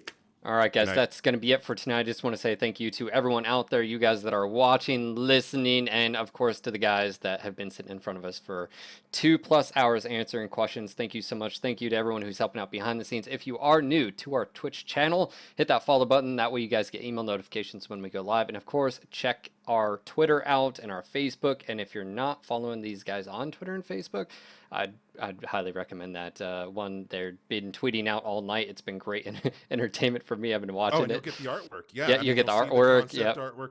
Do it. Follow these guys. And of course, tomorrow when it goes live, let's just blow this out of the water. So I can't wait. Let's get all of your buddies. Yep, the countdown's there. Let's make it happen. So, anyways, just thank you guys for being here, and we will see you next time. So, until next time, Mech Warriors.